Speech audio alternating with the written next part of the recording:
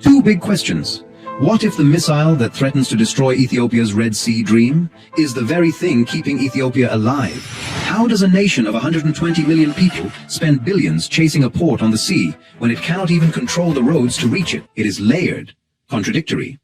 and frankly, a little uncomfortable for those who prefer clean narratives, because what is happening to Ethiopia right now is one of those rare geopolitical moments where almost everything is true at once. The country is broken, and it is building, it is encircled, and it is shielded, it is broke, and it is dreaming of a navy. መቸም ናይ ኢትዮጵያ ናይ ዝብልጽግና ዝበሃል ሃገር ጸገም ኣፍደገ ባሕሪ ስለ ዘይብሉ ናይ ህላዊ ሕቶ ኣጋጢምንሎ ኢሉ ክዛረብ ዝፍትን ግን ሽግርናቱ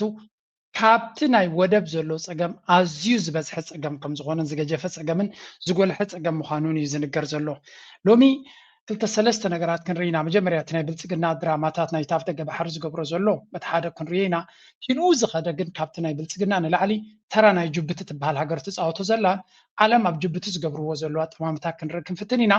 ኣሜሪካ ድማ ከመይ ዝበለ ዝተሓዋወሰ ተራ ኣብ ቀርኒ ኣፍሪቃ ትፃወት ከም ዘላ ክንርኢ ክንፍትን ኢና እዚ ኩሉ ድማ ኣዝዩ ኣገዳሲ መልእኽቲ ከመሓላልፍ ዝኽእል ንመን ንሃገር ኤርትራ ንህዝቢ ኤርትራ ኩሉ ነገር ኣስተውዒልና ክንጥምቶ ዘለና ኢና ቀርኒ ኣፍሪካ ቆላሕታ ናይ ዓለም ስሒብሎ ክንብል ከለና ካብ ዜሮ ዝተበገሰ ይኮነን this is going to be very crucial very important እቲ ሃገር ኢትዮጵያ ዝበሃል ድማ ኣክንዲ ናባና ዝጥምት ጸገምናቱ ኣብ ውሽጢ ከም ዘሎ እዩ ዝንገሮ ዘሎ የግዳስ ኣብ ጸገሙ ከተኩር ዝኽእል ልቦና ዝተዓደሎ ሃገር ኣይኮነን ዘሎ ንሽተይ መንስ ማዕያ ድሕሪኡ ናብ ሰለስተ ሃገራት ከተሓዘልኩም እየ ቀርኒ ኣፍሪካ ኣብ ከመይ መድረኽ ከም ዘሎ ድማ It should be destroying that dream, maybe the thing keeping it alive. Let us get into the hard math of geography. Part 1. The internal corridor of friction, bridges to active war zones. Before we talk about what Ethiopia wants, we have to talk about what Ethiopia actually has. And what it has right now is a logistical nightmare hiding in... እንታይ ስከይሉ ነቲ ግልጽ ዝኾነ ጸገም ናይ ኢትዮጵያ ገዲፎም ኣብ ዘየለ ጸገም ዝህውቱ ሃገር እዩ ዝብሎም ምክንያቱ ኣብ ደገ ባሕሪ ሃሊካ ኣይኮነን ጸገም ናይ ኢትዮጵያ ካብቲ ኣብ ደገ ባሕሪ ናብቲ ካፒታል ሃገር ናትካ ዝኸይድ መስመር ከተድሕኖን ክትቋዓፀሮን ክትከላኸለሉን ትኽእል ዶ እያ ትሕቶ ካልኣይ ዘራርባ ብምሉእ እቲ መስመራት ናይ ትራንስፖርት ናቶም ማንም ሓይሊ ክበትኮ ዝኽእልን ወደብ ሃሊካ ጸላእትኻ ኣብ ውሽጢ ዓድኻ ዘለዉ ብረት ዝሓዙ ሓያላት እንድሕር ኮይኖም ነቲ ናይ ሎጂስቲክስ መንገድናትካ ካት ኦፍ ብትኽ ከብልዎ ይኽእሉ እዮም ድሕሪኡ ተጠሊዕካ እውይቶ ዘይኮይኑ ክትገብሮ ትኽእል ብዙሕ ኣይኮነን ምክንያቱ ኣብ ቀይ ባሕሪ ዘጋጥም ሓደጋ ኣብ ወሽመጥ ሕርሙዝ ዘጋጥም ሓደጋ ኣብ ጋልፍ ኦፍ ኤደን ዘጋጥም ሓደጋታት እኳ ሓደገኛታት ትኾኑ ንስኻ ካብኡ ዝገድድ ጸገም እዩ ዘለካ እዩ ዝብሎም ዘሎ first fix your own problems man መጀመርያ ውሽ ገዛኻ ኣፅሪ ገዛኻ ከየፅረኻ ብደገ ኣብ ካንሸሎኻ ቦያ እንተለኻ ያ ንሰብ ከተደናግር ትኽእል ኢኻ ግን እታ ገዛኻ ክትፈርሰልካ ስለትኽእል መጀመርያ ለባምቲ ኮይንካ ገዛኻ ኢኻ ክትፅግን ዘለካ ገዛኻ ጸገም ከይህልዎ ኢኻ ክተድሕን ዘለካ ውሽጢ ገዛኻ ኢኻ ክትኮስተር ዘለካ ካልሸሎ ካብ ካንሸሎኻ ወፃኢ እናኮስተርካ ኣብ ገዛኻ ግን ኣብ ጓሓፍ ትቕመጥ ኮይንካ ናይ ጥዕና ከም ዘይኮነ ትፈልጥ ኢኻ ናይ ጥዕና ከም ዘይኮነ ስለዚ እቲ ዝቐለለ ክትገብሮ ትኽእል ኣብ ውሽጢ ዓድኻ ዘሎ ጸገማት መፍታሕ እዩ ኣብ ክልል ዓፋር ሕጂ ኣብ ዓፋር ሓያል ወታደራዊ ዓቕሚ ምስ ኤርትራ ምትሕሓዝ ዘለዎ ሓያል ወታደራዊ ዓቕሚ ቆይሙ ኣሎ እዚ ወታደራዊ ዓቕሚ እዚ ናይ ሻዕብያ ብልሕን ናይ ሻዕብያ ወታደራዊ ዓቕሚ ናብ ግምት እቲኻ ንሓንቲ ነገር እዩ ዝስልጥን ዘሎ ደፊእካ ኣዲስ ኣበባ ክትከይድ ኣይኮነን ኣም ፕሪቲ ሹር ናይ እዚኣ ኣይኮነን ሻዕብያ ንኣማን ክሓስበ ይኽእል ሓያል ዝኾነ ወታደራዊ ዓቕሚ ገይሩ ዝኾነ ነገር ተተተኪሳ ትኽኢሉ ነዛ መስመር ጅቡቲ ኣዲስ ኣበባ ምብታኽ ጥራያ ሰራዊት ናይ ኤርትራ እንተኣትዩ ልኡላውነት ጥሒሱ ክበሃል ስለዝኽእል ኣይትገብሮን እየ ኤርትራ they are very smart ኣነ ነዚ መርሕነት ናይ ሻዕብያ ናይ ወታደራዊ መርሕነት ናይ ሻዕብያ ሊቃውንቲ እዮም ውግን ኣብ ሴኪሪቲ ዝምልከት ረንቲንግ ኣብ ኢትዮጵያ ብሕጂ 20 ዓመት 30 ዓመት ገይሮም ከማን ክበፅሕዎ ዝኽእሉ ወታደራዊ ክእለት ኣብ ኤርትራ ዘሎ ንበይን እዩ ኣይሆፕ እዚ ነገር እዚ ናብቲ ዝመፅእ ወለዶ ኣነ ኣብዘን ዝመፃ ዘለዋ 3 ዓመት ኣብ ኤርትራ ካብ ቀዳማይ ዙርያ ዝሓር ዘለው ሓደ 50 ወይ 100 ኮነሬላትን ጀነራላትን ተደይ ኮይኖም ኤርትራ ናይ ብሓቂ ትጋገላ ባህላ ይጥራየ ያ መንግስቲ ሓስበ ይሕሰብ በመንግስቲ ኣነ ሓስቦ መንግስቲ ክሓስበ ይኽእል እዩ ገብሮ ለዲ ኣይገብሮን ንዑ ይምልከት ኣነ ግን ከም ዜጋ I want to see that ቀዳማይ ዙርያ 94 እዮም ወፅኦም ኩሉ ዓይነት መስገደል ድማርዮም ኣለው ቶም ኣብኡ ትድርና ዘሎ ካልኣይ ዙርያ ሳልሳይ ዙርያ ኩሎም እዚኣቶም ሰለስተ ወራራት ናይ ወያነ ወይ እውን ናይቲ 2000 ዝነበረ ኩናት ኣምኪኖም ድሕሪኡ እዚ ኩሉ መኸተ ኩሉ ዓይነት ኩናትን ሽግርን ሰጊሮም ኣለው ኣይኮነን ንሳቶም በዓል ባጫ ደበለ በዓል መን ይኻትብሎ እዚ ታትምሮ ሽሙ ካጠፋኣኒ እዩ ጁላዲ ወላ ጁላያ በዓል ጁላ ከማን ፊልድ ማርሻል ተባሂሎም ኣለው ሓፍሩን እዮም ከዓ ንጎምሸት መፅኦም ይዛረብለው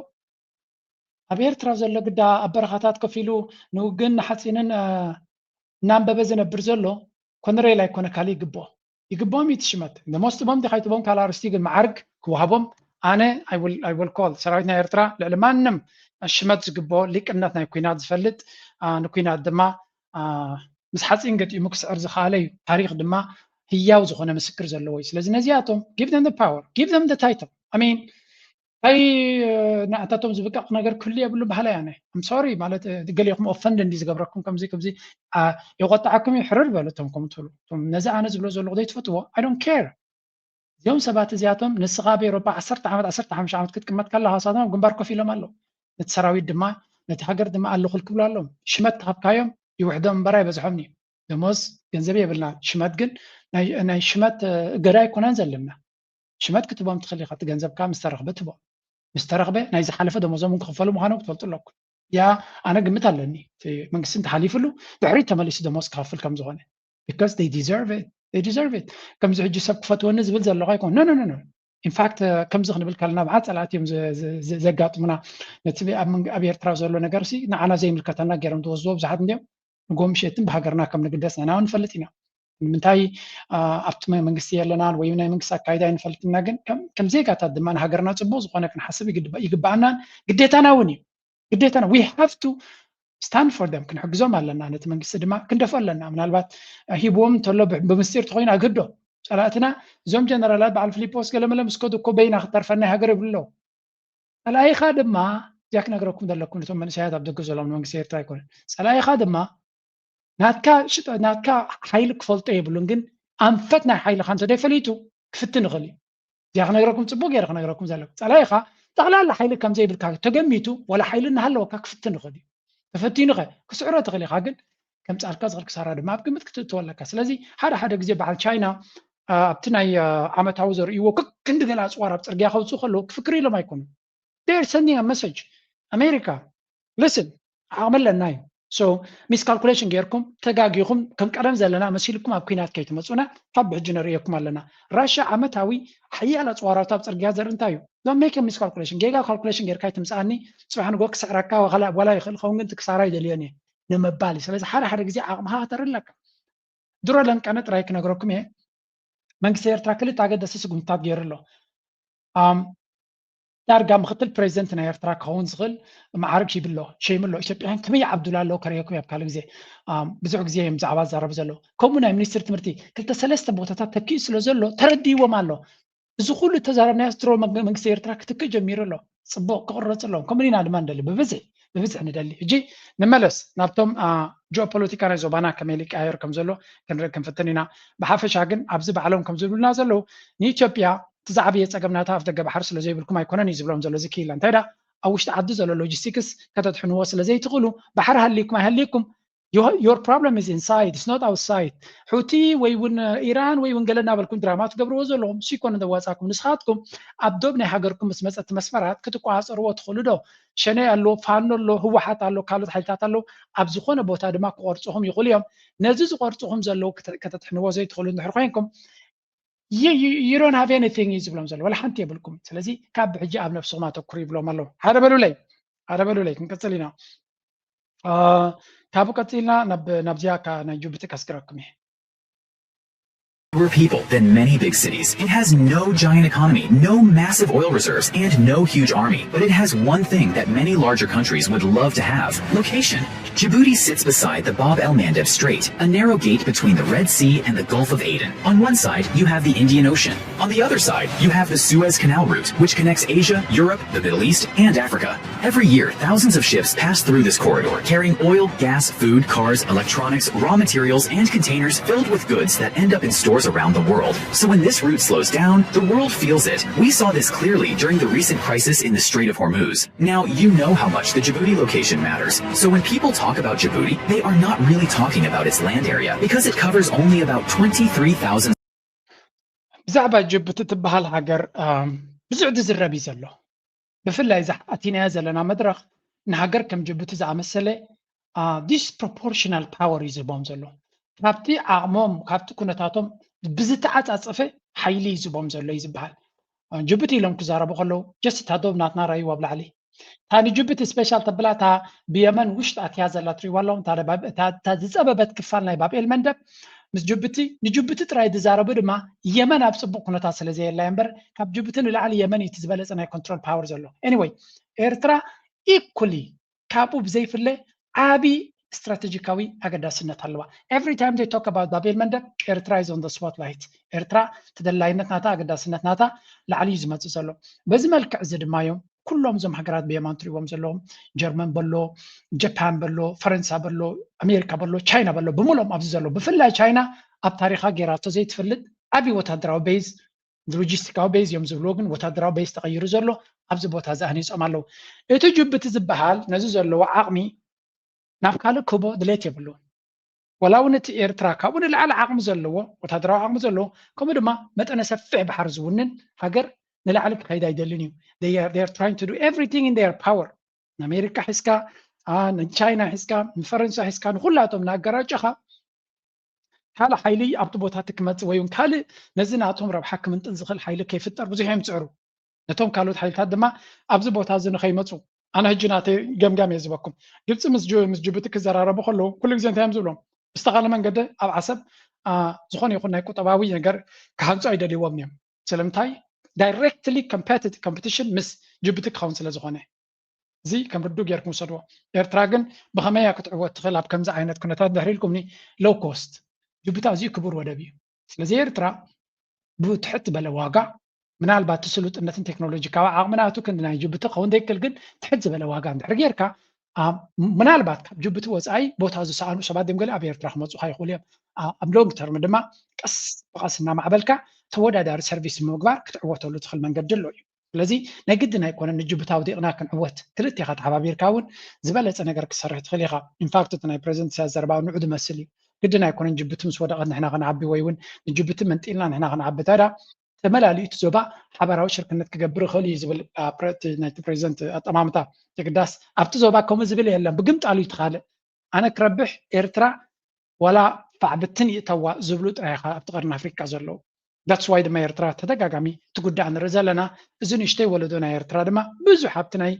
ዞባዊ ምትእስሳር ብዙሕ ከማን ስምዒት ዘይብሉ ምክንያቱ ንሕና ንጉዳእ ስለ ዘለና ንሕና ስለዘይንረብሕ ዘለና ንዓና ሽግር ብተደጋጋሚ ይመፀና ስለ ዘሎ ካብቲ ዘለና ናይ ቁጠባ ፀገማት ድማ ክንወፅእ ስለዘይከኣልና ካብኡ ዝብገስ ዳኣ እምበር ነቶም ጎረባብትና ሓሲድና ኣይኮናን እቶም ጎረባብትና ኩሉ ግዜ ንዓኻ ጥፍዮም ብናትካ ዋጋ ክዋገዩ ዝደልዩ ስለ ዝኾኑ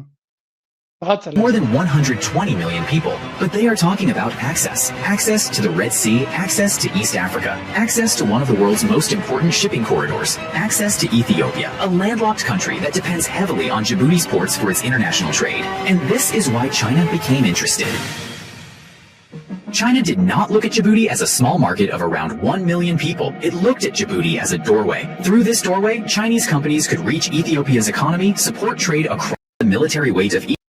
ብሓፈሻ ቻይና ንጅቡቲ በይና ዓይንያ ትጥምታይ ዝብል ዘሎ መስመር ጌት ኣፍ ደገ ናይ ኣፍሪቃ ገይሮም እዮም ዝርእይዋ ስለዚ እዚ በዚ ዝመፅእ ቁጠባ ንምሉእ ኣፍሪቃ ብኡ ገይሮም ሰርቭ ክገብርሉ ዝኽእሉ ኢሎም እዮም ገምጊሞሞ ዘለዉ ኣዘ ማተር ኦፍ ፋክት ኤርትራ ዝያዳ ነዚ ንሶም ዝደልይዎ ነገር ከተማልእ ትኽእል ግን ኣዝ ኦፍ ናው ዲስ ኢዝ ጅቡቲ እንታይ ይብለኩም ፅንየ ኣብ ከባቢኣ ዝወዳደረ ሓይሊ ኣይትፃወርን እያ ጥራ ዘይኮነስ ሌላ ዓቕሚ እያ ትመጣጠር ክብለኩም ከለኹ ኣብ ጉዳይ ናይ ሶማሌላንድ ዝገበረቶ ስምዑ እዚ consequence for international peace and security and for the stability of our region, the Horn of Africa. I want to thank ASG Khalid Ghayari for his briefing. Djibouti fully aligns with the statement by the A3. It also endorses the many important statements by the AU, IGAD, the Arab League, and the OIC, as well as the 21 countries in the region and beyond, have condemned the actions by Israel, which took the unilateral decision to recognize the breakaway region, the so-called Republic of Somaliland. This decision is in direct violation of established international norms and legal principles. These norms are embedded in the founding. زتري وزلهم أمباسادرنا جبتي أب Security Council نا UN يو انتاي زبل زلو إسرائيل زوصدتو بيناوس قمتينة سومالي لانديلو تباهيلو زيغلا زلو حقر أفلوت هبا أكالنا سوماليا زخوني عبي جيغا مفتس أما جبتي لك نس كلاتهم نكرنا أفريقيا هجرات حبرة أفريقيا إيجاد ودب حدنة عرب كومنماتنا إسلاميين هجرات محبر إسلاميين هجرات كلاتهم تكالات نزي إسرائيل زوصدتو سقمتي زخوننو جبتي دما بقولنهم كوينا تخوننا الله يبللو سومالي لاند زبال هجر كهون إسرائيل دما أكبابينا كمز عين دلنا يبللو أتاكو على مسكي أتاكو على زيغون قليل يكون إسرائيل زبال أكبابينا خمس أنا يكون إسرائيل زبال أكبابينا أنت مش شجري كمز سلزي أنتو حتى diplomatically you have to challenge them you really someone has to challenge them someone has to protect to prevent them سلزي بت دبلوماسياو ቋንቋ ጌርካ ክትከላኸሎምን ፀጠው ከተብሎምን ምፍታንውን ነፍሱ ዝኻለ ኣገዳሲ ስጉምቲ ምዃኑ ዝንገር ዘሎ ስለዚ ጅቡቲ እንታይ ኢሎም ፅሒፎም ኣለዉ እዚ ሓንቲ ዘረባ ኸይነውሓና ናይ ጅቡቲ representative at UN Security Council mockingly labeling the Republic of Somaliland as the breakaway region of the so-called Republic of እዚ እንታይ ይብላ ኣሎ he stated Djibouti fully supports the unity, sovereignty and territorial integrity of Somalia ጅቡቲ ሓድነትን لولاونتن ግዛታዊ ሓድነትን ናይ ሶማልያ ተኸብር ናይ እስራኤል ኣፍልጦ ንሶማሊላንድ ዝሃበቶ ድማ ጥሕሰት ናይ ዓለም ለኻዊ ሕጊ እዩ ከምኡ ድማ ምስቲ ናይ ሕብረት ኣፍሪካን ናይ UN ቻርተርን ድማ ዝገራጮ ብምዃኑ ዓለም ክትኩንኖ ይግባእ ብምባል ንእስራኤልን ንውሳነ ናቶምን ይኹንን ማለት እዩ ከምኡ ድማ ትወኪል warned that እዚ በይናዊ ስጉምቲ ንሶማሊላንድ ኣፍልጦ ምሃብ ዝገበረቶ እስራኤል ሰላምን ርግኣትን ናይ ቀርኒ ኣፍሪካ ከምኡ ድማ ሓደገኛ መንገዲ ንኻልኦት ክንጸሉ ዝደልዩ ሓይልታት ኣፍ ደገ ዝኸፍት እዩ ግን እዚ ዘረባ እዚ ብንጹር ኣብ ኢትዮጵያ ከተንብብ ዝኽእል እዩ ንባዕሉ ድማ ኣብ ጅቡቲ ክምቕልዋ እዮም ዝደልዩ እቶም ዓፋር ዝዓበየ መሬት ናቶም ግን ብዙሕ ፖለቲካዊ ፅልዋ የብልናን በሃልቲ እዮም እቶም ሶማልን ዓፋርን ስለ ዝኾኑ ሰብ ስለዚ እዚ ጉዳይ እዚ ካልእ ፀገም እውን ከምፅእ ዝኽእል እዩ ዝብል ዘረባ ኢና ንሰምዕ ዘለና ጅቡቲ called on UN member states to respect Somalia's international recognized borders and urged the Security Council to defend the principles of sovereignty and territorial integrity. ስለዚህ እዚ ንሪኦ ዘለና መንግስቲ ጅቡቲ እንታይ ትብል ኣላ ኩለን ኣባላት ሃገራትና UN ናይ ሶማልያ ልኡላውነትን ግዛታዊ ሓድነትን ጠጠው ክብላ ከም ዘለወንን ከምኡ ድማ ነቲ Security Council ነቲ ንሶማልያ ክድግፋ ከም ዘለዎ ይገልጽ ማለት እዩ እዚ ዘረባ እዚ ድማ ኣብ ዓቢ መጋባእያ ናይ Security Council ብምዃኑ ዝያዳ ትርጉም ይህልዎ ስለዚ ጅቡቲ ብኩሉ ነገር ክትሪኦ ከለኻ እቲ ሶማሊላንድ ዝበሃል ሃገር ንዓታቶም ብቐጥታ መወዳድርቶም ክኸውን ዝኽእል ስለ ዝኾነ they are not happy with it ማለት እዩ ሶማሊላንድን ትበርበራ እናዕበየ እንድሕር ከይዱ ገለ ክፋል ናይ ቁጠባ ናቶም ክኸይድ እዩ ገለ ክፋል ሽግር ናቶም ሽግር ክኸዶም ይኽእሉ ኢትዮጵያ ድማ ሶማሊላንድ ከም ሃገር እንድሕር ቆይሙ ኢትዮጵያ ንጅቡቲ ገዲፉ ናብኦም ዝኸደሉ መንገዲ ክህሉ ይኽእል እዩ ክሳራታት ከጋጥሞም ይኽእል እዩ ስለዚ they don't want to let ብጀካ እቲ ናይ ውሽጣዊ ፀገማቶምን ካልእ ፀገማትን ሶማሊላንድ ዝበሃል ኣፍልጦ ንኸይረክብ እዚ ንእሽተይ ጫቑ ጅቡቲ ዝበሃል ክንምንታይ ይጓየሎ ትሪእዎ ኣለኹ ኣንጻር እስራኤል ክጓየ ፀገም የብሉን ድፍረት ናቱ እውን ዘገርም እዩ ምክንያቱ ንሱ እውን ዝኣምነ ኣለዎ ፈረንሳይ ብዓብዪ ጎኑ ኣሎ እቶም ዓበይቲ ሃገራት እውን ንጅቡቲ ብቐሊሉ ክገድፍዎ ዝኽእሉ ሃገር ኣይኮነን ቨሪ ኢምፖርታንት ሃገር እዩ ንእሽተይ ጥራይ ዘይኮነስ ኣገዳሲ ዓቕምስ ኣለዎ ኣብ ዲፕሎማሲ ቋንቋ ናይ ዲፕሎማሲ ክኸውን ከሎ እዚ እንታይ ደረየና ዘሎ እቲ ኩነታት ናይ ቀርኒ ኣፍሪካ ክንምንታይ እናተሓላለኸ ይኸይድ ከም ዘሎ ካልእ ብልፅግና ሓደ ኣርቲክል ኣውፂኦም ኣለዉ ከርእየኩም ኣብዚ እንታይ ዝብል እዩ ድማ ኣሜሪካ ኣብ ቀርኒ ኣፍሪካ ትኽተሎ ዘላ ፖለቲካ ፀገም ኣለዎ ዝብል ዘረባ ክዛረቡ ጀሚሮም ኣለዉ ነዊሕ እዋን እዮም ገይሮም the US policy in Africa ዝብል ዘረባ ክልተ ሰለስተ እውን ከርእየኩም እየ there was this also ብዛዕባ ኤርትራ ምስ ኣሜሪካ ዘለዋ ኢሎም እውን ዝብልዎ ነገር እውን ኣሎ and we will see ብዙሕ ነገራት ኢና ንሰምዕን ንርእን ዘለና ክልቲኡ ነገራት እውን ከርእየኩም ክፍትን እየ there was this article ክልተ ኣርቲክላት ከርእየኩም እየ ክልቲአን ከነተሓሓዘን ስለ ዝኾንና ኣብዚ እንታይ እዮም ዝብሉ ዘለዉ the US policy in Africa እንታይ ኮይኑ እዩ እቲ ናይ ኣሜሪካ ፖሊሲ ኣብ ቀርኒ ኣፍሪካ ዝስምዖም ዘሎ ናይ ኣሜሪካ ፖሊሲ ናይ ዋሽንግተን ኣፍሪካ ፖሊሲ remain stuck ክልተ ፀገማት ቀርቂሩ ሒዝዎ ኣሎ ይብሉ ኣለዉ ሓደ crisis management lens aid humanitarian focus ሓደ ኣብ ረድኤት ወይ ከዓ ንሰባት ሰብኣዊ ሓገዝ ኣብኡ ዘተኮረ ዓይነት ፖሊሲ ኣለዎም زي دما صقمات يفطري بحالتيهم بلصقنا صحفو يزي اكم دما strategic competition لنس critical minerals rivalry with China and Russia كم دما استراتيجيكاوي وددر عين مالتيو زغا مسنتي فولي معدنات critical minerals بحالو كمون مس China and Russia زغبر زلو وددر ناي جيوبوليتيكا ابو ابزون كلتيوم اتوكيروم يمكن كساقوس زفتني زلو خلا زرا 40 كلتيو ኢትዮጵያ አገዳሲት ሃገራዊ ገብራኒ አክልቲዩ ብዙሕ አገዳስነት ትናይ ርድኤት ወላ አገዳስነት እንተሃቦም ጠቃሚ ይኮንን ዓና ባህልትዮም ስለዚ እሱውን በአሉታዮም ዝገልጽዎ ዘለዉ ኦኬ ሶ ንቕፅል ኣለና ሂስቶሪካሊ ኢትዮጵያ as a case ኢሉኻ ይውስኽ ማለት እዩ አክልቲዮም እቶም ቀዳሞት ንዓና ዘርባሕ ኣይኮነን ባህልትዮም historically treated as a recipient and counter terrorism partner ኢትዮጵያ ድማ ብሓፈሻ ታሪክ ጌጋ ስእሊ ዝወሃባ ነይሩ እዩ ዝብል ሓደ ካቡ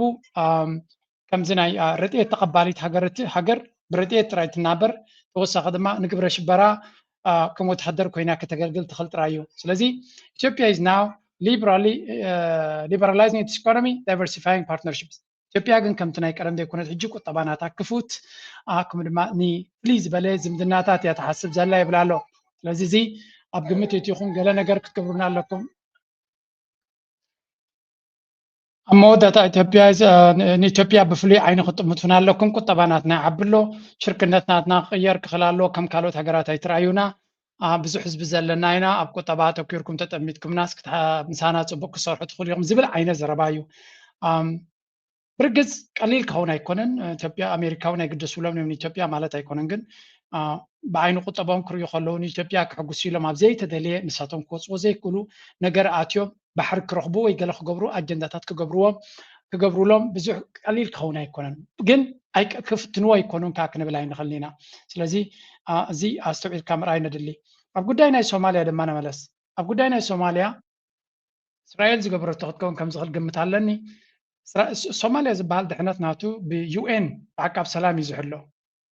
ኣብቲ ዓቃብ ሰላም ናይ ኬንያ ሰራዊት ኣሎ ናይ ብልፅግና ሰራዊት ኣሎ ናይ ግብፂ ሰራዊት እውን ከኣትዩ ይብሉ ነይሮም ከም ናይ ኡጋንዳ እውን ኣሎ ነዚ ድማ እቲ ኦልሶም ዝብልዎ ብኩላቶም ብዩኤን ፋንድድ ዝኸውን እዩ ኣሜሪካ ድማ ነዚ ባጀት እዚ ከም ዘይሓልፍ ገይራ ዓፅያቶ ኣላ ብካልእ ኣዘራርባ እቲ ዓቃብ ሰላም ናይ ዩኤን ኣብ ሶማልያ ዘሎ ገንዘብ ከም ዘይወሃቦ ገይራ ኣሜሪካ ዓፅያቶ ኣላ amid mounting funding fears US to end UN support for EU mission ኣሜሪካ ብዙሕ ሓገዝ ትገብር ዝነበረ ስለ ዝኾነት ነቲ ናይ ብሕብረት ኣፍሪካ ዝምራሕ ዓቃብ ሰላም ትቦ ዝነበረት ሓገዝ ጠጠው ከተብሎ ከም ትኽእል እዚኣ ድማ ብትኽክል እስራኤል ክትገብራ ትኽእል እያ ብመንገዲ ዘለዋ ፅልዋዕ ምክንያቱ ኣብ ሶማሊላንድ ኣጀንዳ ይገብሩ ስለ ዘለዉ ነቲ ሶማልያ ዝበሃል ሕንፍሽፍሽ ክኣትዎ እዮም ዝደልዩ ዘለዉ ትርኪ ገይርዎ ዘሎ ፃዕሪ ብምሉ ክሳራ ክኸውን ሕንፍሽፍሽ ክኣትዎም ኣለዎ ዝብል ኣካይዳ ኢና ንርኢ ዘለና ሶማልያ ድማ ንድሕሪ ገፃ ናብ ቅልውላው ክትከደሉ ትኽእል መንገዲ ኣሎ ምናልባት በዓል ትርኪ ክገብርዎ ዝኽእሉ ኣስተዋፅኦ ብሕጂ ክረአ ግብፂ ዝገብሮ ኣስተዋፅኦ እንታይ ክኸውን ይኽእል እምበር ነቲ ከም ዓቃብ ሰላም ኮይኑ ነቲ ሃገር ዝከላኸለላ ዝነበረ ደሞዝ ዘይወሃብ ተኮይኑ እቲ ዓቃብ ሰላም ክወፅእ ክግደድ እዩ በዓል ዓቢ መዓት ሚልዮናት እዮም ካብቲ ዓቃብ ሰላም ገንዘብ ዝረኽቡ ነይሮም ወይ እውን ከም በዓል ቻይና ነቲ ጋፕ ዘሎ ገንዘብ ከፊሎም ዝያደ ፅልዋ ክገብርሉ ዝኽእሉ መንገዲ እውን ክህሉ ክእል ይኸውን እዩ ኣይደኖ በት ኣትሊስት ንሶማልያ ከቢድ ቀሊል ዘይኮነ ብድሆ ኣብ ቅድሚኦም ይግተር ኣሎ እዚ ከዓ ኣካል ናይቲ ኣብ ቀርኒ ኣፍሪካ ንሪኦ ዘለና ፀገም እዩ ኢማራት እውን ከምኡ ዓይነት ኣጀንዳ እቲ ፌደራል መንግስቲ ንኣታቶም እውን ካብ ሶማሊላንድ ይኹን ካብ ፑንትላንድ ከውፅኦም ይፍትን ስለ ዝነበረ ካብቲ ቦቱ ተዳኺሙ ክወፅኦም ዝደልይዎ ዘለዉ ቀርኒ ኣፍሪካ ብምሉ ከቢድ ሽግር ኣለዎ ክንብል ከለና ንምግናን ዝተደልየ ዘረባ ኣይኮነን እዚ ኣብ ጅቡቲ ኣብ ሶማልያ ንሪኦ ዘለና ኩነታት ኢና ንርኢ ዘለና ንኤርትራ ዝመልከት ድማ ሓንቲ ኣርቲክል ወፂኣ ኣላ እዛ ኣርቲክል እዚኣ ድማ እንታይ ትብል ዋሽንግተን ኮርትስ እቲ ዋይት ሃውስ ወይ ከዓ ዋሽንግተን ኮርትስ ኢሳያስ ኣስ ትግራይ ኤጅስ ቱ ብሪንክ እዚ እውን ኣፍሪካ ኮንፊደንሻል ዝብል ዘውፅኦ እዩ ኣሜሪካ ናብ ኤርትራ ገዛ ሕግብግብ ትብል ትግራይ ከዓ ናብ ከቢድ ኩናት ትፀጋጋዕ እዩ ዝብል ዘሎ እቲ ኣርቲክል ማለት እዩ እጂ ፅማቕ ናቱ ክንነግረኩም እንተኮይና Washington is re-engaging with President Isaias Afwerki of Eritrea despite its reputation as an authoritarian leader. America, Washington ትራምን ምሕደራናቱን ምስ ኤርትራ ፅምዶ ክገብሩ ምስ ኤርትራ ዳግማይ ሽርክነት ንክገብሩ ይፍትንሎ ወላ እኳ ናይ ኤርትራ ፕሬዚደንት ውልቀ መላኺ ገለ እንትኾነ ይብልሎ ማለት እዩ the move reflects US concerns about regional instability እዚ ድማ ናይ ኣሜሪካ ተገዳስነት ኣብ ዞባዊ ዘይምርግጋእ ወይ እውን ክፍጠር ዝኽእል ፀገም ይርእዩ ኣለዉ ስለዚ ምስ ኤርትራ ፅቡቅ ዝምድና ምህላው ኣገዳሲ እዩ ኮይኑ ይስማዕ ኣሎ particularly in northern Ethiopia Tigray crisis Tigray is described as being on the brink of renewed conflict ትግራይ ኣብ ጫፍ ናይ ሓድሽ ከቢድ ኩናት ከም ዘላ ይነግሩ እዚ ማለት እዩ ቅልውላው ኣብ መንጎ ክልቲኦም ናይ ትግራይ ናይ ህወሓት ማለት TPLF-ን ናይቲ ፌደራል መንግስቲ ወይ እውን ናይቲ ብልፅግና ሰራዊትን ኣብ ዝለዓለ ደረጃ ናይ ምትፍናን ከም ዘለዉ እቲ ሰብኣዊ ኩነታት ድማ fragile and fear of escalation ስለዚ ኣብ ቀረባ ግዜ ዝኾነ ፖለቲካዊ ዝርርብ ገይሩ ነገር ተገይሩ ወላ ተፈተነ ይወድቕ ስለ ዘሎ ኣብ ቅልውላው ከጋጥም ከም ዝኽእል እዮም ዝነግሩ ዘለዉ Eritrea's role is pivotal. Isaias has historically intervened in Ethiopian conflicts, especially in Tigray. ስለዚ ኣብዚ ከጋጥም ዝኽእል ኤርትራ እንታይ ተራ ክፃወት ትኽእል ኤርትራ ኩሉ ግዜ ኣብ ጉዳይ ናይ ኢትዮጵያ ብፍላይ ናይ ትግራይ ኢዳ ምስ ሓወሰት እያ እዮም ዝብሉ ዘሎ ብጀካ ኣብዚ ናይ ኩናት ናይ ትግራይ ማእስያ ኢዳ ሓዊሳ ዝኾነ ተራ ናይ ኤርትራ ኣገዳሲ ክኸውን እዮም ዝብሉ ዘለዉ The US sees Eritrea as both a potential spoiler and a necessary interlocutor in stabilizing the region. ኣሜሪካን ኤርትራ ብክልተ ዓይኒ ትጥምታ ይብሉ ኣለዉ ብክልተ ዓይኒ በቲ ሓደ ክተበላሹ ተደልያ ኩሉ ክትገብር ትኽእል በቲ ካልእ ድማ ነገራት ክትዕሪ ድማ ዓብ ዓቕሚ ዘለዋ ርግኣት ንምፍጣር ዓብ ዓቕሚ ዘለዋ ንነገር ንክተበላሹ ተደልያ ድማ ዓቕሚ ዘለዋ እዚ ዓብዪ ነገር እዩ ንኤርትራ ሓያል ሃገር ምዃነ ይኣምኑ እዮም እንተኣትያቶ ነቲ ናይ ኢትዮጵያ ኩነታት ካሕብትን ክትውሉ ከም ዝኽእሉ ፈሊጦም ኣለዉ ብጥንቃቐ ድማ ብካልእ መንገዲ ተሒዝናዮ ድማ ነቲ ዞባ ሰላምን ርግኣትን ንምምፃእ ዓብ ተራ ክፃወት ትኽእል እያ ዝብል ገምጋም ኣብ ልዕሊ ኤርትራ ወሲዶም ኣለዉ ይብል ኣሎ that's why ድማ ኩሉ ኣውሪዶም ደይቦም ምስ ኤርትራ ምስራሕ ተዋፂ ኢሎም እጂ ናይ መወዳእታ እቲ ምክሪ ናቶም ወይ ከዓ strategic context Washington's outreach is part of a broader attempt to balance relations with Ethiopia, Eritrea and other regional actors እቲ ኣሜሪካ ትፍትኖ ዘላ ድማ ንኩሎም ኣብቲ ዞባ ዘለዉ ዝምድናታት ናታ ባላንስ ክገብሮ ተቐደም ናብ ኢትዮጵያ ዝተፀገዐ ኣንጻር ኤርትራ ነይሩ ሕጂ ግን ምስ ኤርትራ ዝምድና ክህልዎም ምስ ኢትዮጵያ እውን ዝምድና ክህልዎም ባላንስ ድማ ከትሕዝዎ እዮም ዝደልዩ ዘለዉ analysts warned that courting Isaias could legitimize his regime while alienating reformist voices in Ethiopia and Tigray ስለዚ ምስ ኤርትራ ወይ እውን ምስ ፕሬዚደንት ኢሳያስ ዝምድና ምግባር ነታ ኣካይዳ ናቱ ተቐባልነት ሂብካ ነቶም ካልኦት ለውጢ ወይ እውን ናይ ዲሞክራሲ ምንቅስቃሳት ተስፋ ንዓታቶም ምንዓቕ ክመስል ይኽእል እዩ ብላብላ እዮም ዝብሉ ዘለዉ ብዝኾነ ከምኡ ምባል ከም ፋሽን ስለ ዝኾነ እምበር ምስ ዲክታተራትን ምስ ነጋውስን ክሰርሕ ኣሜሪካ ፀገም ዘለዋ ኣይኮነትን ኢንፋክት ከምኡ እያ ትደላ ኣብ ካልእ ዓለም ክንሪኦ ከለና The article suggests that እዚኣ ተኻሊት እያ ክልተ ሪኢና ኣለና ሓንቲ እውን ነይራትኒ ግን ካብኡ ናብ ሱዳን ገፅና ስግር ክንብል ምክንያቱ ኣብ ሱዳን ለንቀነ ሓደ ኣገዳሲ ምዕባለ ኣጋጢሙ ከም ዘሎ እዩ ዝንገር እሱ ድማ ምስ ብልፅግና እውን ዝተሓሓዝ ነገር ኣለዎ let's have a look into Sudan ናይ ሱዳን ድማ ኣርቲክል ኣላትኒ where is it Ethiopia to break okay ሰራዊት ናይ ሱዳን ብፍላይ ናብ ለንቀነ ንዳዕ መሰሪ ኣብ ክልተ ቦታታት ፅቡቅ ገይሩ ሃሪምዎ ሓንቲ ስትራቴጂካዊት ድሮን ካብ ኢትዮጵያ ዝተበገሰት ናይ ኢማራት ድማ ሓምሺሾም ኣለዉ ስለዚ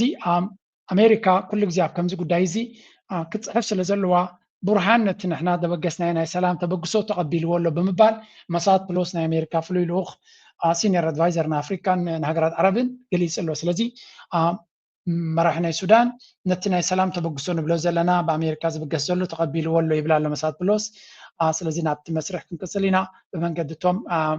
ምሳና ዝዘራረቡ ዘለዉ ከም በዓል ግብፂ ዝኣመሰሉ መሻርክትና ጌርና ድማ ክንቅፅል ኢና ይብላ ኣሎ The latest peace proposal General Burhan has apparently accepted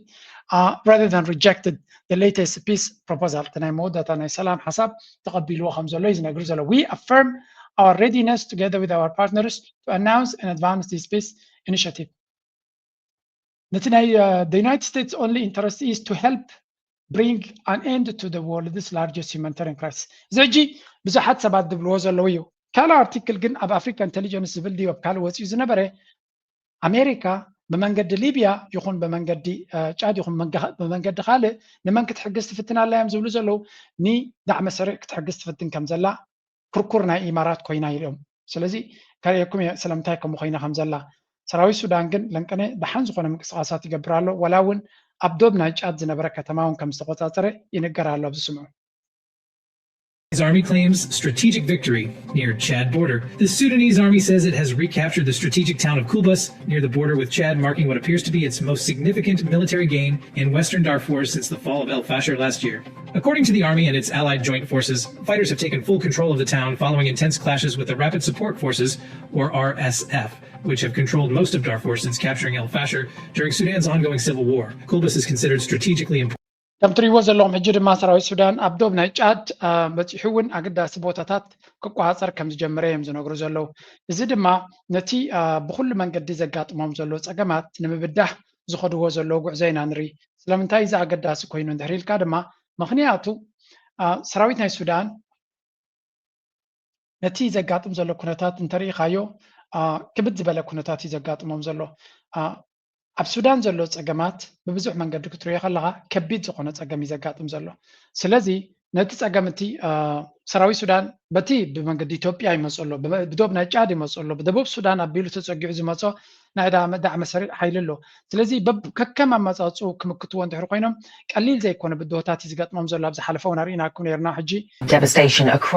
ናብዚያ ከተማ ዕቤት ትበሃል ክኣቱ ከም ዝኽእል እቲ ሓይሊ ናቶም ዝገልፅ ሓበሬታ ነይሩ እዩ ካርታ ነይራት ነብዚያ ቀሪአኩም እየ there was this map give me a second sorry Giga about 400 North Kordofan is important to both sides of the conflict it's about 400 kilometers from the capital Khartoum ከምዚ ትሪእዎ ዘለኹም እዚኣ እንድያ ካርታ ናይ ሱዳን ንምዕራብ ገፁ ጫድ እዩ ዘሎ ናብ ጫድ ገፆም ዶባት ኣገደሲ ቦታታት እናተቆፃፀሩ ይኸዱ ኣለዉ ምስ ኢትዮጵያ ዶብ ዝነበረ ጠቕላላ ነቲ ናይ ዳዕመ ሰሪዕ ሓይሊ ኣልዮሞ ከም ዘለዉ እዩ ዝንገር ዘሎ እዚ ማለት ግን ኣብቲ ውሽጢ ኢትዮጵያ ዘሎ በይዝ ናቶም ኣብኡ እውን ክህልዉ ይኽእሉ እዮም ስለዚ ነቲ ሰራዊት ናይ ዳዕመ ሰሪዕ ናብ ጫድን ሰንትራል ኣፍሪካን ሪፐብሊክን ናብ ደቡብ ሱዳንን ጥራይ ፀጊዖም ኣለዉ እዚ ድማ ካብ ብዙሕ ዶባት ክትኣልዮ እንድሕር ኺልካ እውን ሓጋዚ እዩ ምክንያቱ ሓደ መስመር ናይ ሊብያ ዝነበረ ብሊብያ ገይሩ ብቐጥታ በቲ ሰሃራ ገይሩ ናብ ሱዳን ዝመፅእ ዝነበረ ንዑ እንድሕር በቲኽካዮ ብጫድ ገይሩ ጥራይ ክመፅእ ዝኽእል ንጫድ ገፅካ ድማ እናተፀጋዕካ እንድሕር መፂኻ እንተወሓደ ትጫድ ዝበሃል ምትሕብባር ስለዘይቋሪፁ ንባዕሉ ድኹም መንግስቲ ስለዝኾነ እቲ ጫድ እውን መጥቃዕቲ ክገብርሉ ይኽእሉ እዮም ስለዚ እቲ መንግስቲ ናይ ጫድ እውን ንባዕሉ ሽግር እናተሰምዖ እዩ ዝመፅእ ዘሎ ልክዕ ከምዚ ናይ ብልፅግና ሰራዊት ናይ ሱዳን ናብ ብልፅግና ዶባት ይፅጋዕ ከም ዘሎን ብልፅግና ድማ ክጥንቃቅ ከም ዘለዎን ምክንያቱ ሱዳን ንባዕላ ምስ ፋኖ ብቀረባ ክሰርሕ ትኽእል ድሮናት ኣለዋ ምዕብል ድሮናት ኣለዋ ተመክሮ ናይ ኩናት ናይ ድሮን ጌራ ዘለያ ነቲ ፋኖ ዝበሃል ኣሰልጢና ንብልፅግና ኣብ ገዝኡ ከሎ ሓመድ ክትገብሮ ትኽእል እያ ስለዚ ናይ ዓለም ሕጊ ከይጠሓሰት ማለት እዩ ንፋኖ ዝኾነ ስልጠና ሂባ ንዓታቶም ቴክኖሎጂ ሂባ ወይ ንህወሓት ሂባ ህወሓት ከም ግብረ መልሲ ዓጠቕ ከብሎ ክእል ነቲ ብልፅግና ኣብቲ ኤርፖርታቱን ገለ መልዩን ስለዚ እዚ ነገር እዚ ከይመፅእ ከሎ ካብ ብሕጂ ጥንቃቐ ከድልዮ ከም ዝኽእል ሰራዊት ናይ ሱዳን ዝገብሮ ዘሎ ምዕባለ ኢና ንርኢ ዘለና ብጀካ እተን ኣብ ርሑቕ ኮይነን ዝሕግዛ ዘለዋ ሃገራት እተን ኣብ ቀረባ ዘለዋ ሃገራት ክሳዕ ክንደይ ሓደጋ ክመፀን ከም ዝኽእል ዘርኢ ኩነታት ኢና ንርኢ ዘለና እዚ ኩሉ ትሪእዎ ዘለኹም ኣሜሪካ ብኸመይ መንገዲ ትተሓባበር ኣላ እንድሕር ኢልኩም ምክንያቱ ዶናልድ ትራምፕ ንዩኤኢ ክሕግዝ ዘገድዶ ምክንያት ኣለዎ biggest hauls came from an investment tied to, oh wow, the UAE. So the UAE bought half of the Trump family's crypto company known as World Liberty Financial, totally above board, nothing suspicious there at all, of course. Now CNBC, by the way, I have a problem with that. Just like I have a problem with foreign money in the form of the Israel lobby influencing our politicians, I have a problem with the UAE purchasing half of the Trump family crypto company. ከም ዝብልዎ ዘለዉ ኣብዚ ከም ትሪእዎ ዘለኹም ሓንቲ ጋዜጠኛ ናይ ኣሜሪካ ተጋልፆ ዘላ እያ ዶናልድ ትራምፕ ለንቀነ ዓብዪ ኣዛረባ ኣርስቲ ኮይኑ ዘሎ ብዙሕ ገንዘብ ካብዚ ናይ ክሪፕቶ ቢዝነስ ከም ዝኸሰበ ከም ዝረኸበ ኣብ 2025 ተጋሂዱሉ ኣብቲ ናቱ ሪፖርት ትወፅኡ ኣሎ ዝዓበየ ክፋል ናቱ ድማ ካብ ዩኤኢ ዝመፅእ ምዃኑ ተነጊሩ ኣሎ ስለዚ ዩኤኢ ኣብ ኣንጉዕ ናይ ዶናልድ ትራምፕን ናይ ስድራ ቤታዊ ሃብቲ ናቱን ዝኣተወት ሃገር ስለዝኾነት በቲ ሓደ ናይ ሃገር ዝጥቀመላ ዘሎ ነፋሪት ናይ ቀጠር እያ ክብለኩም ፀኒሐ ስድራ ቤቱ እናሃብቶሙ ዝኸድዎ ዘሎ ካፒታል ድማ ካብ ኢማራት ዝመፅእ ምዃኑን ኢንፋክት እቲ ትካላት ናቶም እውን ዓብ ብራንችስ ናቱ ኣብ ኢማራት ኣብ ዱባይን ኣብ ካልእን ዘሎ እዩ ስለዚ ኣንፃር ኢማራት ንክኸይድ ዘለዎ ተኽእሎ ኣብዪ ኣሕመድ እዚ ዶናልድ ትራምፕ ኣዝዩ ከቢድ እዮም ዝብሉ ዘሎ ንምንታይ ንኢማራት ክንብርከ ከላ ይኽእል ግን ካልእ ሕቶ እዩ ምክንያቱ ካልኦት ሓይልታት እውን ፅልዋ ይገብርሉ ስለ ዘለዉ የግዳስ ኣብ ዝሓለፈ ቅድሚ እዚ ናይ ኢራን ኩናት ምጅማሩ ቀርኒ ኣፍሪካ بعبي بمنتاي تصلون يريز بال أمونغو محمد بن سلمان أمونغو دونالد ترامب أمونغو محمد بن زايد نا إماراتنا السعودية نجستات كليتيوم زجبروا زنبرو غريتشت أب يمن يكون أب صومال يكون أب السودان يكون إن فاكت نبي إثيوبيا أول دمس زنبرة أب حرون زنبرة برتو زخانة وددرن رسنن كم زنبرة ذكر كوينو الجوكا السعودية تمي لهم يوم قدي فمالو نجزيو مهنيات إمارات كالس أقام سلادماتهم شجرين ጉዳያት ዓበይቲ ፕሮቪዥናት ዝሓዘ እዩ እቲ ስምምዕ ፕሪቶርያ ብዙሓት ኣቢስ ክግበሩ ዝኽእሉ ማኒፕሌት ክግበሩ ዝኽእሉ ፕሮቪዥናት እውን ኣለዎ ውሽጡ ግን ስምምዕ ከም እንፈልጦ ስምምዕ ናይ ተስማሕማሕቲ ወገናት ስለ ዝኾነ ክትሰማማዕ ከለኻ ዝነበረካ ባላንስ ኦፍ ፓወር ጥራሕ ዘይኮነስ ኣብ ኣፈፃፅማ ናይቲ ስምምዕ እትሕዞ ፖዚሽን ዝህልወካ ባላንስ ኦፍ ፓወር እውን ብጣዕሚ ወሳኒ ስለ ዝኾነ ናይ ኣመንድመንት ክለውዝ ገለታት ብዙሓት ነገራት ስለ ዝሕዝ ውሽጣዊ ሓድነትካ ፖለቲካውን ብሄራውን ሓድነትካ እንተሓሊኻ ሓደ ስምምዕ በቲ ንስኻ ትደልዮ ብሄራዊ ረብሓታት ካብ ዘረጋግፅ መንገዲ ክፍፀም እንተኮይኑ ቁመናኻ እናስተኻኸልካ ውሽጥኻ እናርእኻ ናይ ፅባሕ ተርክበሎም ጉዳያት ሰከንደሪ እዮም ፅባሕ የርክበሎም የልካ ንሓሰብካ እንድሕር ቀፂልካ ንዓኻ ብዝረብሕ መንገዲ ኢኻ ትኸዶ ብዙሕ ግዜ ስምምዕነታት ዝምልከት ሕቶ ኣሎ ሓደ ስምምዕ ሕማቕ ድዩ ፅቡቕ ዝበሃል ኣብ ሊትሬቸር ማለት እዩ ባድ ኦር ጉድ በቃ ዝኾነ ትሪቲ ማለት እዩ ብፍላይ ከዓ ሲስፋየር ከምዚኦም ኩናት ነበረ ግዛዕ ንዛዕ ትኾን ተለካ ስምምዕነት ሲሲ ሕማቕ ድዩ ፅቡቕ ዝብል ሕቶ ተልዕል ማለት እዩ ስለዚ ሕማቕ እዩ ብኮንቴንቱ ሪኢኻ ሕማቕ ይክበሃል ይኽእል እዩ ዝብሉ ኣለዉ ብኮንቴንቱ ሪኢኻ ፅቡቕ ይክበሃል ይኽእል እዩ ዝብሉ ኣለዉ እቲ ገዛእ ዝኾነ ስምምዕነት ዘለዎ ኣብ ምሁራን ናይ ዝዓውዲ ግን ሓደ ስምምዕ ብትሕዝትኡ ሕማቕ ወይ ፅቡቕ ክበሃል ኣይኽእልን እዩ በቃ ብትሕዝትዎ ሕማቕ እዩ ፅቡቕ ኢልካስ ክድምድም ኣይትኽእልን ኣብኡ ዘለዉ ጉዳያት ንቅድሚት ዘለዎም ረብሓን ጉድኣትን ናይ ክልተ ዝተፈላለየ ኣካላት ወይ ክልተ ልዕሊኡ ናይ ዝኾኑ ዝተፈላለየ ኢንተረስቲ ዘለዎም ኣካላት ስለ ዝኾነ እቶም ኣካላት ኢንተረስቶም ማክሲማይዝ ንምግባር ዝህልዎም ፖዚሽን ዝህልዎም ዓቕሚ ገለታት ንሱታት ሒዞም ብዝኸድዎ መንገዲ እዩ ዝውሰን ብጣዕሚ ሕማቃት ዝበሃሉ ስምምዕነታት እውን ፅቡቕ ብዝኾነ መንገዲ ክዛዞም ይኽእሉ እዮም ፅቡቃት ዝበሃሉ ስምምዕነታት እውን ሕማቅ ብዝኾነ መንገዲ ክዛዞም ይኽእሉ እዮም ንሕና ማለት ብሃገር ሄና ይብሎም ኣብ ዝኾነ ቦታ ናብ ባድመ ኣጋጢሙ ይብል ኣብ ዝኾነ ቦታ ስለዚ ኤርትራ ሃገር ትኾን ይኹን ኣጠቃላይ እቲ ውድብ ሲ ኤርትራ ሃገር ትኸውን ሻዕብያ መንግስቲ ትኸውን ብሌታሓትነት ክኸይድ ናይ ባድመ ውግእ ክልዓል ዝሕዝን እውን ዝሕዚ ኣጋጢሙና ነሮ ፀገም ክመፅእ ዝገበሮም ናይቲ ውድብ ደኽመታት ኣይፈተሸ በርግፅ ናይቲ መፅሓፍ ዓላማ ንኸይኸውን ይኽእል እዩ ግን ንሳቶም ተፈትሾም እንተዝኾኑ ነይሮም ይሽተይ ዝተፈለየ ምልከታ ዝተፈለየ ርድኢት መውሰድና ነርና ኢለ ኣምን ስለዚ እንታይ ኢለ ኣነ ሜቢ ጀነራል ፃድቃን ኣብዚ ናይ ውድብ ቅድም ኢሎም ትፈፅኦም ስሕተታት ካብቲ ናይ ውድብ ዝተፈለየ ኣረኣእያ ንኸይለዎ ይኽእል እዩ ዝብል መስሙ ወሲድ ኣለኹ ማለት እያ ንምዳሜ ካብቲ ናይ ውድብ መሰረታዊ ፀገም ኣብ ናይ ኤርትራ ዝነበረና ስሕተት ሲ ናይ ዘይ ምእማን ነገር ዝኾን ይህሉ ኢለ ወይ ከዓ ናይቲ መፅሓፍ ዓላማ የኾነ ኢለ ሓዲግዎ ክኾን ይኽእል እዩ ግን መሰረታዊ ናይ ህዝቢ ትግራይ ካብ ህወሓት ዝረኸቦ ፀገም ሓደ ኣብ ጂኦግራፊያዊ ቅርቃር ትሕዝኒ ዕፅዋይ ክባይ ባይዘወይ ኤርትራ ሃገር ክትከውን ጀመረ እዩ መንግስቲ ስለ ዝኾንና ኣብዚ መንግስቲ ስለነበረ ህወሓት እዩ ዘይተፈለጠና እምበይ ታሪካዊ ዝኾነ ዕፅዋን ክባን ተፈጥረ ኤርትራ ከም ሃገር ብዘይ ተሓታትነት ሃገር ክትከውን ህወሓት ክፈቅድ እንተሎ ሓደ መጀመርያ ኣብስሩ ናይ ኤርትራ ሕቶሲ ኣነ እንታይ ድዩ ብጣዕሚ ሓደ ገርመን ህወሓት ኣብስሩ ናይ ረብሓ ቃልሲ ይፈልጥ ዶ የብሎም ክሓትት ደልያ ናይ ረብሓ ቃልሲ ናይ ውድብ ረብሓ ክህሉ ይኽእል ግን ንትልወፀሉ ሕብረተሰብ ረብሓ መስረት ድዩ ይቃለስ ነይሩስ ኣይኮነ ዝብል ኣነ ካብዚ ወፃዊ ዲስከስ ተንገብር ኣነ ብጣዕሚ ደስ መለን ኤርትራውያን ሲ ሓደ ኤርትራውያን ሳራ ዝተፈለየ ማንነት እዮም ኢልካ ምቕባል ዕላ ብጣዕሚ ዝገርም ክንፀሪና ክብሉ እንተለዉ እንታይ ማለት እዩ ሓተት ነይሩ ሓደ ንኣብነት ህወሓት ብሄርተኛ ውድብ እዚኦም ትሪእዎም ዘለኹም ለፍለፍቲ መጀመርያ ቅድሚ መልሲ መሃበይ ኣብይ ኣሕመድ መልሲ ሂብዎም እዩ ነዞም ኣብ ኣዲስ ኣበባ ኮይኖም ዝልፍልፉ ዘለዉ ዓቢ መልሲ ሂብዎም ነይሩ እዩ ስምዕዎ እታ መልሲ ካቦም እዩ ራሱን ቋንቋ ባህል ማንነት ጥሎ ሌላ መሆን የሚፈልግ እሱ ባንዳ ነው ያ ባንዳ እንኳን ላንተ ለራሱም አልሆነም ይህ አደገኛ ነው ሰው የራሱን እምነት የራሱን ብሔር የራሱን ማንነት መደበቅ የማያስፈልገውም ማፈር የማያስፈልገውም አምኖ አክብሮ ግን ሌላውንም መማር መውደድ ችግር የለው ታች የምታዩት ግለኛና ባንዳ ለብልጽግና የማይበጅ የማይጠቅም አደገኛ ነገር ሶስት ደግሞ የራሱን ከምዚኦም ትሪእዎም ዘለኹም ባንዳታት ንዓታቶም ያብ ካልእ ግዜ ዝበለዩ مننتون حزبون كنتاتون رقيصو نخالك قلقل زفتن لومي أبي أحمد دتهم كم زجبر ويصرف زلوا زم كلهم أبى تحتي سريع أمام زلوا كلاتهم زمجي كزاروا صنعون توسق بعد ساعات كان شيطانا حويسكا كلاتهم نحتاتهم بانداتات زياتهم أيتمنهم نبلت جناون هذا معلتك تعلموا يزبل زلوا معناته نهزبك هون زي كاله متيون كربحكا أي كل نيوم زلوا حكيد ما ناو نتاكد لكم إلى زي بزز الزرب صنعه مجمريا هو حت مننتو نمننتو نيرب حق على سيفلتو قلدو نابلني زارب نيرو مجمريا هو حت قالسنا هو حت بتخكل وند فلط واي مثلا نساتو هو حت بعد ساعات كان بعلتي ابوي سبحان زبلوم قالسي زمهروم يرتراوين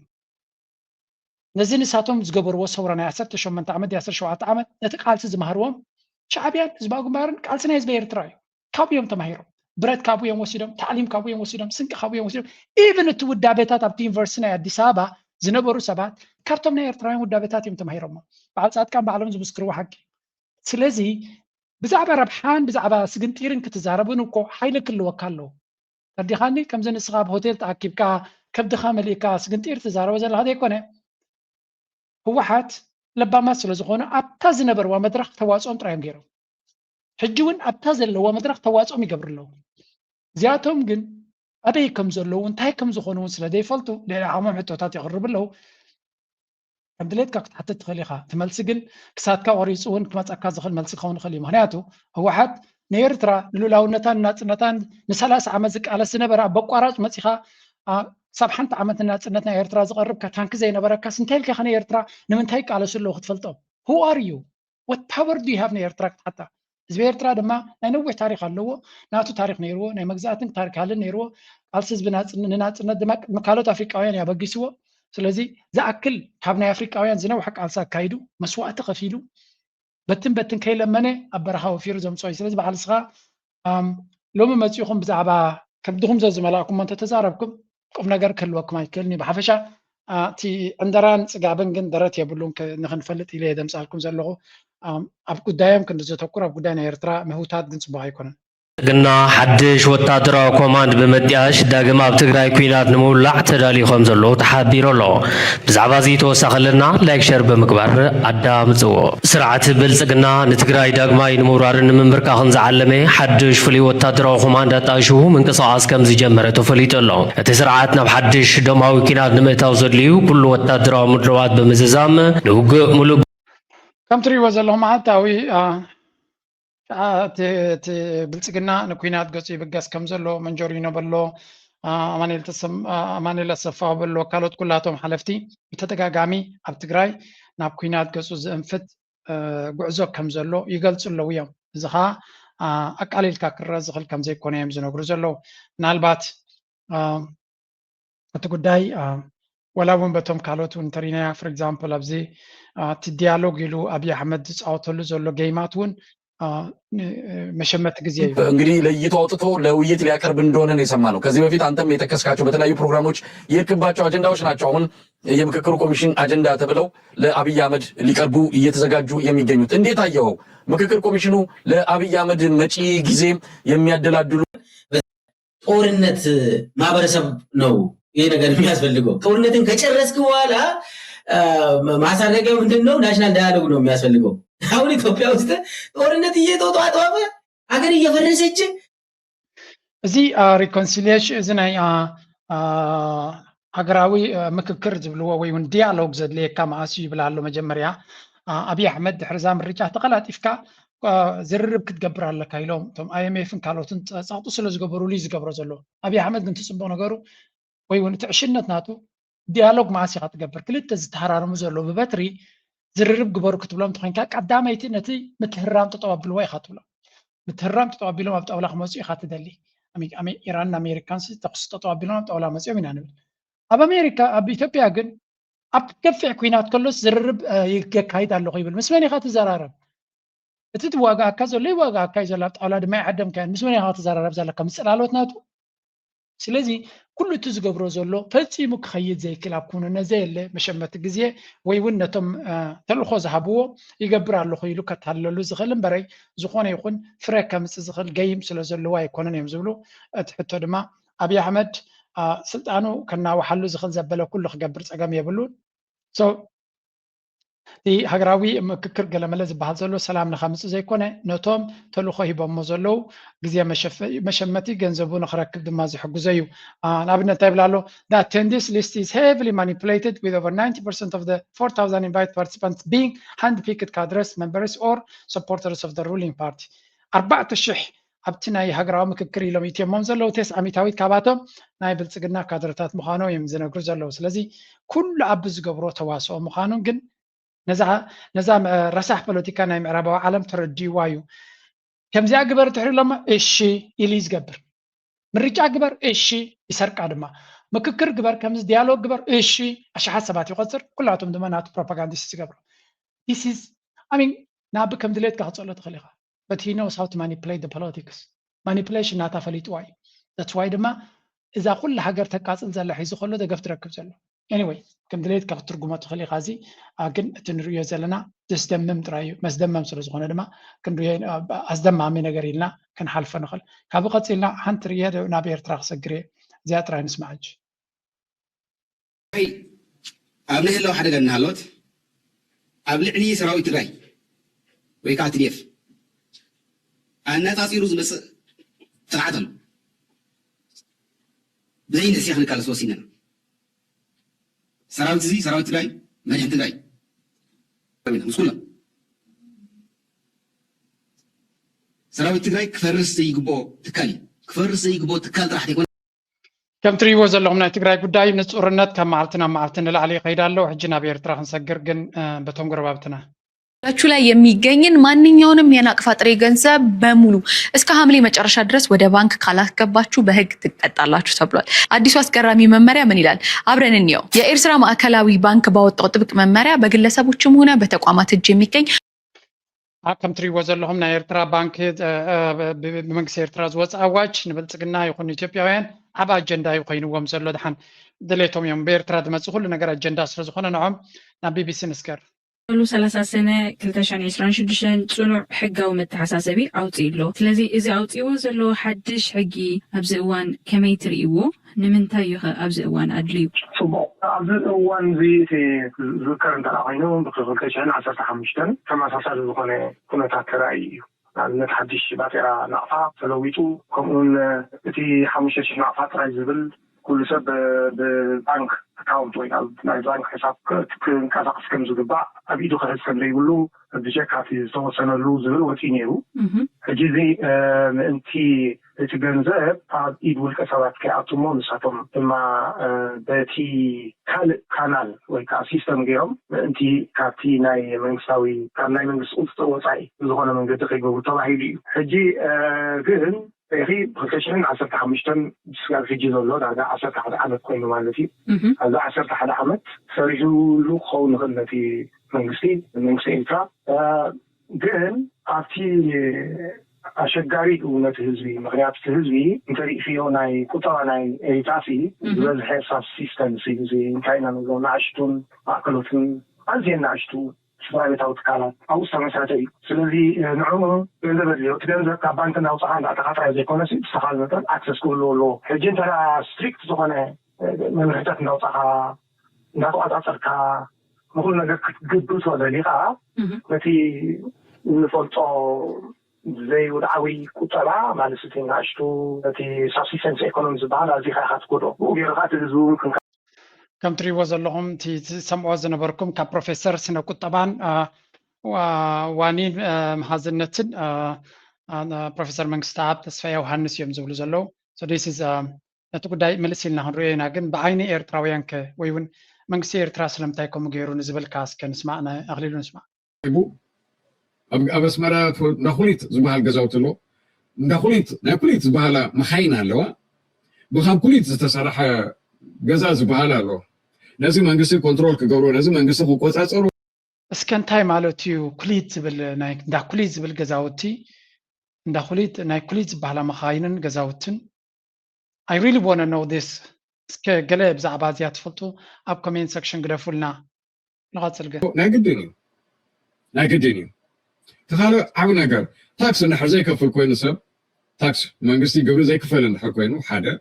ካልኣይ ነገር እቲ ገንዘብ ካብ መንግስቲ ወይ ካብቲ ሃገር ዝሃድም እንተደኣ ኮይኑ ዘህድሞ እንድሕር ኮይኑ ተራ ኖርማል ሰብ ነዚ ስራሕ እዚ ኣይሰርሑን እዩ ንምንታይ እዩ ጂኔ ከምኡ ዘየጋጥሞ ጂኔ ዝሓሰረ ገንዘብ እዩ ዝወደቐ ገንዘብ እዩ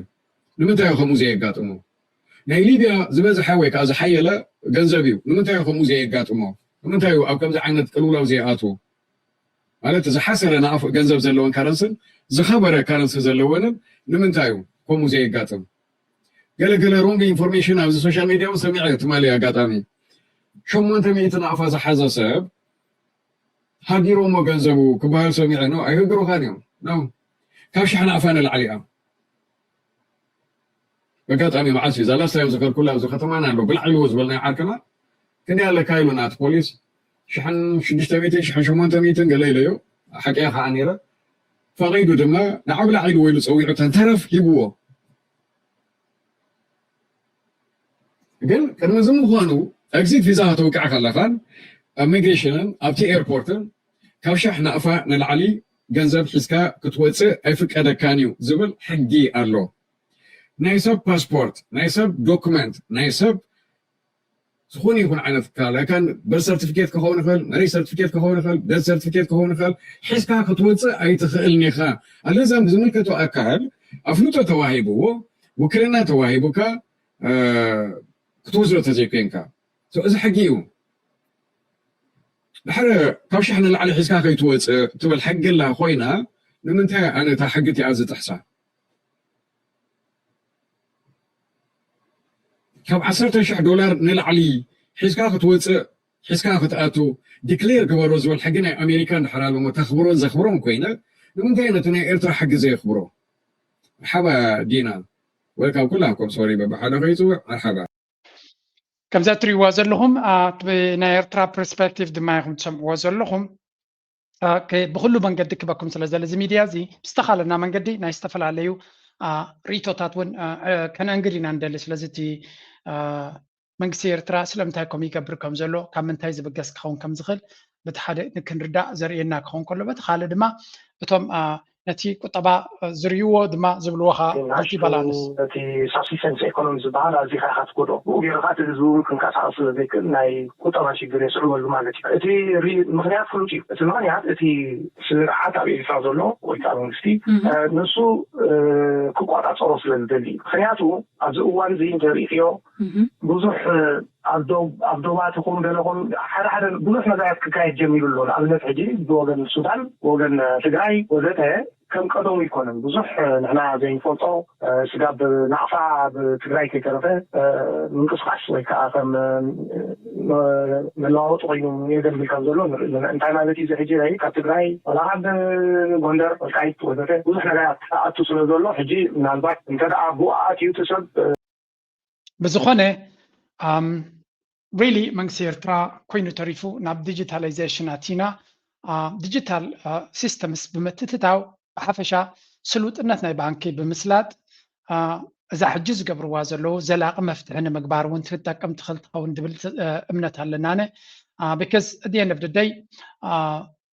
ንክንደይ ግዜ ኢኻ ከም እናበልካ ክትከይድ ብወረቃቅቲ ሓደ ከማን መን ይወደይ ተወራቅቲ ወላ ክልል መስለኒ ተወራቅቲ ድከቱ ፀጊብ እዩ ካልእ መንገዲ ክፍጠር ኣለዎ ዝበለ መሲሉኒ investments. Why Eritrea needs a diaspora development fund. What if the billions of dollars sent home by Eritreans abroad could do more than support consumption and family survival? What if a portion of those remittances could become factories, solar plants, fisheries, logistics companies, and industrial parks? What if the Eritrean diaspora became not only a source of remittances, but also one of the country's largest sources of development finance? And what if by 2030, every Eritrean living abroad could say, I own a piece of Eritrea's economic future?